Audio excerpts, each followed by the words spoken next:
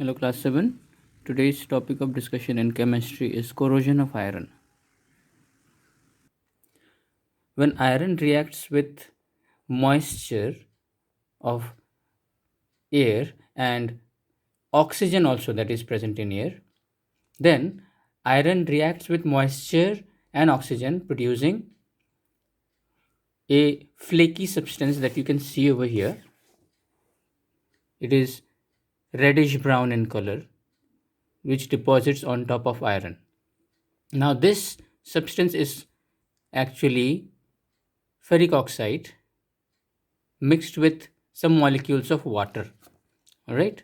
So the chemical name of rust is Fe2O3 with X molecules of water. Okay. Fe2O3 ferric oxide with X molecules of water. So once again I am saying corrosion of iron means rusting of iron. Rust is when iron reacts with moisture and oxygen present in the air, then it forms this reddish brown coating on top of iron. This was originally iron. Iron is grayish in color. Okay. But when this iron reacts with moisture, that is water vapor, and oxygen, both are present in the air. So after reacting, iron produces this color that is called rust. And this eating away of iron, this forming of rust actually eats away iron. If you allow iron to keep on be in touch with moisture and oxygen, then moisture and oxygen will eat away iron like this. See, you can see flakes depositing on top of iron. These flakes will come out like the bark of a tree, and little by little iron will get eaten away and it will get destroyed. So corrosion of iron means reaction of iron with moisture and oxygen present in the air, and this is the chemical name of rust that is formed due to corrosion of iron. So the conditions necessary for rusting is iron reacts with both oxygen and water, that is water vapor, moisture. If iron only reacts with oxygen, then rust will not be formed. Or if iron only reacts with water, then also rusting will not be formed. So iron needs to react with both these, oxygen and water vapor, then only it will form the hydrated Fe2O3. This is called hydrated Fe2O3, okay, which is called rust. So what is rust? Rust is reddish brown flaky substance. Flaky means like it deposits, like in trees you have bark, no, the skin that comes out, like that. In iron also, when rust is formed, it is a flaky substance that deposits on iron. It is soft and porous. It has pores on it. Chemically, it is the oxide of iron called hydrated ferric oxide. And as I have given you the formula over here, you can check this formula. So it is called hydrated ferric oxide. It turns red litmus paper to blue. So that means rust is basic in nature. Blue litmus paper, when it turns red, then the substance which turns it to red, that is acidic. But when red litmus paper is turned to blue, then the substance which turns it to blue is basic. So rust is basic in nature. Now, how do we prevent iron from rusting? Now, to explain this, I have also given a short video along with this particular lecture. You please check that video out. So, prevention of rusting can be done by painting of iron. Just paint it with any synthetic paint.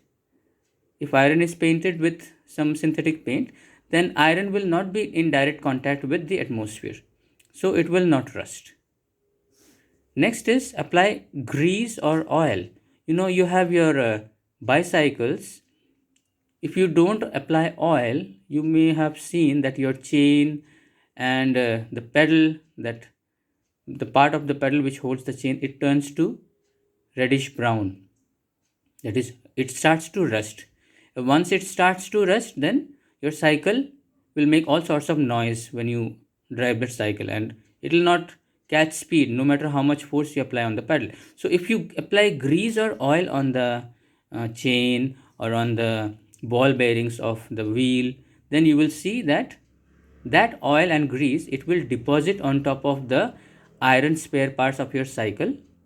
And since oil and grease, they are sticky, right? So they will stick to iron, and when it sticks to iron, iron will also not be in direct contact with the atmospheric moisture and oxygen, and so this applying of oil and grease will prevent it from rusting. Next step is galvanizing. Galvanizing is the process of applying molten zinc in molten form on top of iron, or you take a piece of iron and dip it in molten zinc, so that zinc layer will be formed on top of the iron. Now zinc is low in corrosiveness. Zinc does not corrode. So when zinc is applied on iron, so it will make a layer on top of iron, and this will also prevent iron from coming in direct contact with atmospheric moisture and oxygen. Then you have another method called as electroplating. It is a process in which a layer of expensive metal is put on top of iron by using of electrolysis. Okay, that is, through electricity, iron is kept on the negative terminal of the electrical circuit, and the expensive metal whose coating is to be applied on iron is kept on the positive terminal. So iron is kept on the negative, that is cathode, whereas the expensive metal whose coating is to be deposited on iron is kept on anode, that is positive terminal.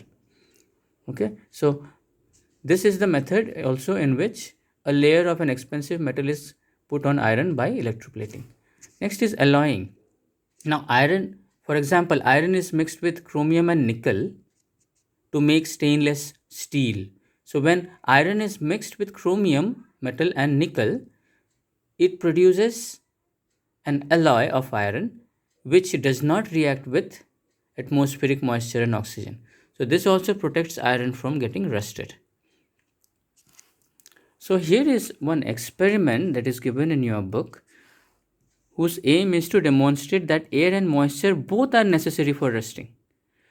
Now what are the materials required for this? We require 3 test tubes, like here you can see in the diagram, 3 test tubes, 3 iron nails which is to be kept on this inside these 3 test tubes, and you can mark these test tubes as test tube A, test tube B and test tube C. Alright. You need calcium chloride. Now what is calcium chloride? Calcium chloride is a compound which absorbs moisture. It is white in color, but when it absorbs moisture it becomes blue in color. Okay, you need water and test tube stoppers. Stoppers are like this caps which are put on the test tubes to cover the mouth of the test tube. Alright, now in very short I'll explain this to you. Put these 3 iron nails on the 3 respective test tubes. On the first test tube, put this calcium chloride, that is white in color, along with the nail. In the second test tube, you fill it completely with boiled water, okay, and cover the mouth of the test tube. And the third test tube, just normal water, and it is not totally filled, okay, half filled with water. Okay, you have it in your book on page number 106. Here it is, the same experiment. 3 test tubes. The first test tube contains calcium chloride along with the nail. The second test tube is totally covered or filled with boiled water. And the third one, half normal water and half air. Half normal water, not boiled water. Half normal water and half air. Now, keep it for some days and observe what happens. Now you will see that these 2 nails kept on these 2 test tubes will not get rusted, but this third test tube on which this third nail is, this will get rusted. Now let us observe what has happened. The first test tube had calcium chloride. Calcium chloride absorbs water vapor. Okay, so all water vapor will be absorbed by this calcium chloride. So the nail will only react with oxygen that is present inside this test tube. It will not be able to react with the water vapor. In the second test tube, the nail will only react with water, boiled water that is. Now boiled water does not contain oxygen in it. When water is boiled, oxygen escapes from it. So boiled water just has water in it and no oxygen. Third test tube has both water and oxygen. Now what are the conditions that I said that rusting will happen? For rusting to happen, we need both water and air. So this third test tube has both water and air. So this will make this nail to get rusted. This test tube has only water, no oxygen. This test tube has water and oxygen both. That's why this is getting rusted. This test tube has only water, no oxygen, because boiled water does not have oxygen in it. This test tube has only oxygen in it, and the water is absorbed by this calcium chloride, so the nail is not able to react with the water vapor. So this nail will not rust because it is only reacting with oxygen. This nail will not rust because this is only reacting with water. This nail will rust because it is reacting with both oxygen and water. So this proves that both oxygen and water vapor are necessary to make iron rust. So this is the inference or conclusion that we can draw. Oxygen and moisture are two necessary requirements for rusting. Test tube A lacks moisture while test tube B lacks air. Thus, nail in these test tubes are not rusted. In the test tube C, both oxygen and moisture are present that make the iron nail to get rusted. So we have actually come to the end of the chapter.